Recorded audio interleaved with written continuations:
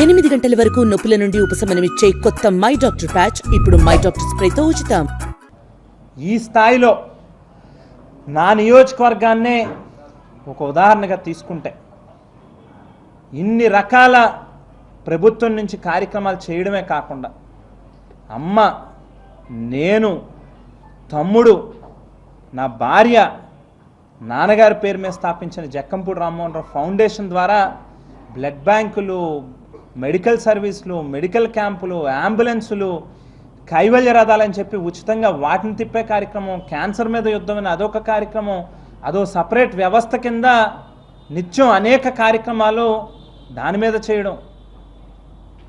అసలు మనం లేకపోతే ఏమైపోతుందో అని చెప్పి నిజంగానే ఆలోచన చేస్తే ఒక భ్రమలో బ్రతికేమో మనం. ప్రజలే జీవితం, మనం ఇంతకంటే మనం పుట్టింది, భూమి మీదకి వచ్చింది బహుశా ఈ ప్రాంత ప్రజల కోసం అని చెప్పి నమ్మి చేసినటువంటి పనులు ఇవాళ నిజంగా మనం తప్పు చేశామా లేకపోతే ప్రజలు తప్పు చేశారా అని చెప్పి నిజంగానే ఒకసారి ఒక కామా పెట్టుకుని వెళ్తా ఉన్న ఈ ప్రయాణంలో ఆలోచన చేసుకోవాల్సినటువంటి అవసరం నిజంగా కనిపిస్తూ ఉంది. బహుశా రాజకీయాల్లో గెలుపోవటములు అనేది సహజంగా కనిపిస్తూ ఉండొచ్చు, కానీ ఈ స్థాయిలో ఈ రాష్ట్రంలో మంచి చేసినటువంటి నాయకుడు, ముఖ్యమంత్రి 11 స్థానాలకి పరిమితం అవ్వడం, నేను నా నియోజకవర్గంలో ఒక వ్యాపారం లేదు, సొంత వ్యాపకం లేదు, రెండో పని లేదు, నా తల్లికి, నన్ను కన్న తల్లికి, నన్ను పెంచిన నా అమ్మమ్మకి ఇద్దరికి ఒంట్లో బాగాలేదనంటే హైదరాబాద్లో ఏఐజీలో ఐసీయూలో ఉంటే 4 రోజులు ఉంటే నా నియోజకవర్గం ఏమైపోతుందో అని చెప్పి కంగారు పడి వెనక్కి వచ్చాను. ఎవడికో బాగాలేదనంటే చిన్న బొటన వేలు మీద చిన్న గీత గీసుకుందనంటే ఇక్కడి నుంచి బయలుదేరి పురుషోత్తపట్నం వెళ్ళి 1.5 గంటల ప్రయాణం చేసి అక్కడి నుంచి మళ్ళీ వాళ్ళ దగ్గర 1 గంట కూర్చుని వాళ్ళ గురించి డాక్టర్లతో మాట్లాడి మళ్ళీ తిరిగి వెనక్కి వస్తాం.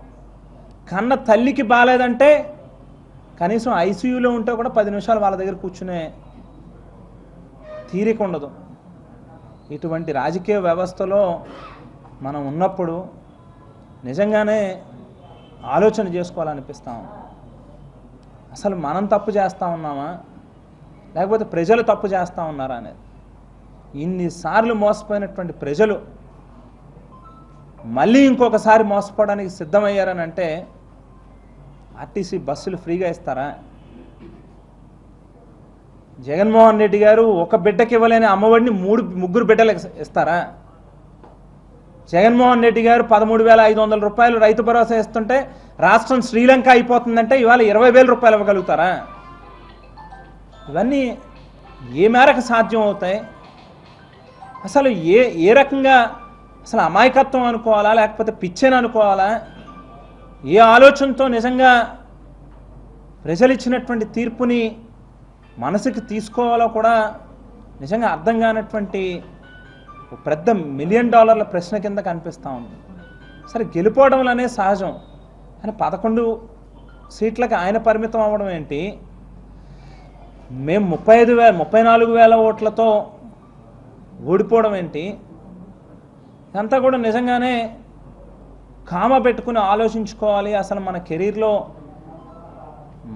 మన నిజాయితీయో లేకపోతే మనం కరెక్ట్గా ఉంటున్నామని చెప్పని మనం అనుకోవడమో తప్ప అని చెప్పి నిజంగా అనిపిస్తూ ఉంది. డాక్టర్ బాబాసాహెబ్ అంబేద్కర్ గారు ప్రపంచంలోనే ఒక గొప్ప రాజ్యాంగాన్ని అందించినటువంటి మహనీయుడు. భారతదేశంలో రాజకీయాల్లో ఆయన కూడా ప్రత్యక్ష ఎన్నికల్లో పోటీకి నిలబడి ప్రజలచే ఓటమి చెందినటువంటి వ్యక్తి. ఎంతో గొప్ప మహనీయుడు. ఆయన కాలి గోటికి కూడా బహుశా మనం సరిపోమేమో.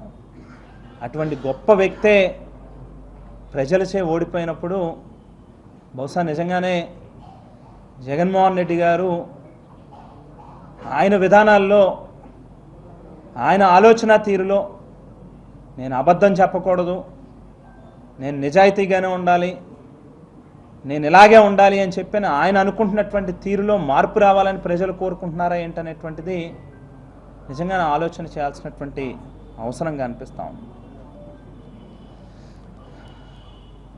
అయితే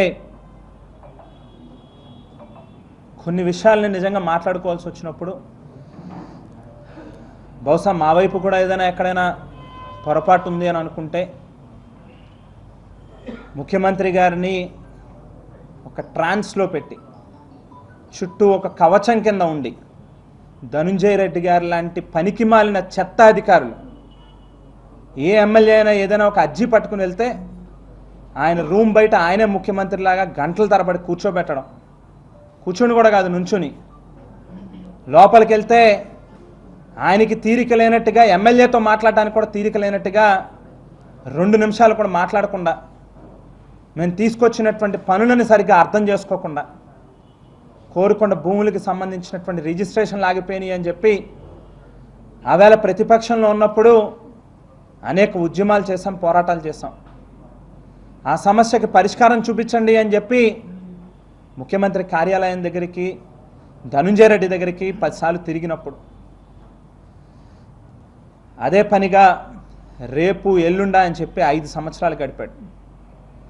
పురుషోత్తపట్నం ఎత్తిపోతల పథకం భూములకి సంబంధించినటువంటి రైతులకి నష్టపరిహారం ఇవ్వాలి అని చెప్పని అడిగితే రేపు ఎల్లుండా అని చెప్పి 5 సంవత్సరాలు గడిపాడు.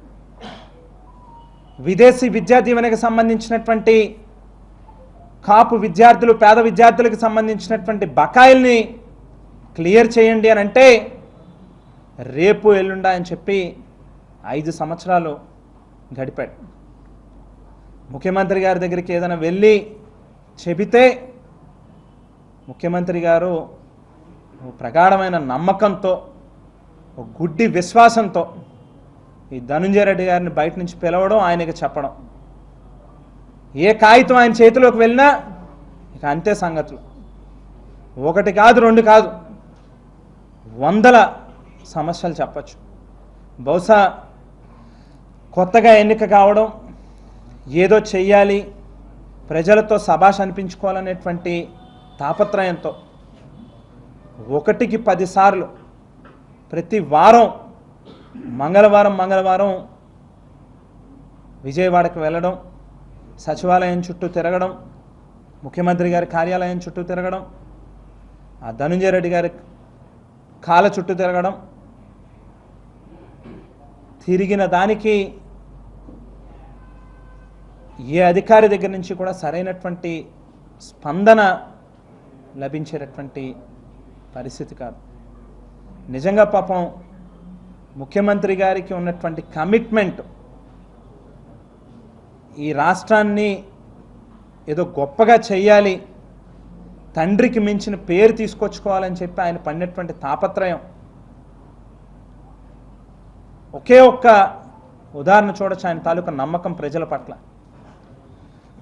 నేను మీకు మంచి చేసి ఉంటే నన్ను మళ్ళీ అవకాశం ఇవ్వండి, నన్ను ఆశీర్వదించండి, నాతో పాటు నడవండి అని చెప్పని అడిగాడు ఆయన. భారతదేశంలో ఏ ముఖ్యమంత్రి అయినా 5 ఏళ్ళు ప్రజలకి పరిపాలన అందించినటువంటి ఏ నాయకుడైనా అంత నమ్మకంగా, అంత ధైర్యంగా ప్రజలకి మంచి చేయకపోతే నేను మీకు మంచి చేసి ఉంటేనే నాకు ఓటేయండి, నాతో నిలవండి అని చెప్పి అడిగేటటువంటి దమ్ముందా అని చెప్పని అడుగుతా ఉన్నా. ఈవేళ జగన్మోహన్ రెడ్డి గెలిచినా ఓడినా అతను నిజంగానే రియల్ హీరో. అతను కేవలం అతను ఎవరినైతే నమ్ముకున్నాడో అతను చుట్టూ ఉన్నటువంటి క్వార్టరీ, అతని చుట్టూ ఉన్నటువంటి పనికిమాలిన కొంతమంది అధికారులు కలిసి వ్యవస్థను భ్రష్టు పట్టించారు. ఆయనని తప్పుదో పట్టించి ఆయనని ఒక ట్రాన్స్లో ఉంచేటటువంటి ప్రయత్నం చేశారు తప్పితే వాస్తవానికి ఆయన మనసు కానీ ఆయన కమిట్మెంట్ కానీ నిజంగా భారతదేశంలో ఇతర ఏ ముఖ్యమంత్రిని కూడా మనం చూడము అనేటువంటిది వాస్తవమైనటువంటి విషయం. అయితే ప్రజలు ఇచ్చినటువంటి తీర్పుని ఖచ్చితంగా గౌరవిస్తాం. బహుశా జగన్మోహన్ రెడ్డి గారి తల్లిదండ్రులు, నా తల్లిదండ్రులు జక్కంపూడి రామ్మోహన్ రావు గారు, విజయలక్ష్మి గారు, నాకు కానీ నా తమ్ముడికి కానీ లేకపోతే రాజశేఖర రెడ్డి గారు, విజయమ్మ గారు, జగన్మోహన్ రెడ్డి గారికి కానీ మాకు నేర్పినటువంటి పాఠాలు, నేర్పినటువంటి రాజకీయ పాఠాల ద్వారా ఎన్ని ఎదురు దెబ్బలు తగిలినా మా నడవడికలో మార్పు ఉండదు. మేము నిజాయితీగానే ఉన్నాం. మేము ప్రజలకు ఖచ్చితంగానే మంచి చేసాం. మాకు మా మనసుకి సంతృప్తి ఉంది. 5 ఏళ్ళు మేము చేసినటువంటి పనులేంటో మాకు తెలుసు. వేళ 215 కోట్ల రూపాయలు తీసుకొచ్చా గోదావరి నీళ్ళను త్రాగునీరు కింద ప్రతి ఇంటికి అందించడానికి. సీతారాం రోడ్డు మీద వేల కొద్ది ఇసుక లారీలు వెళ్తూ 100 మంది ప్రాణాలు పోయినాయి. 10ల సంఖ్యలో కాళ్ళు చేతులు ఇరిగిపోయి మంచాన పడి కుటుంబాలు రోడ్డును పడినటువంటి పరిస్థితి ఉంది. 104 కోట్ల రూపాయలతో ఆ రోడ్డుని అభివృద్ధి చేసాం.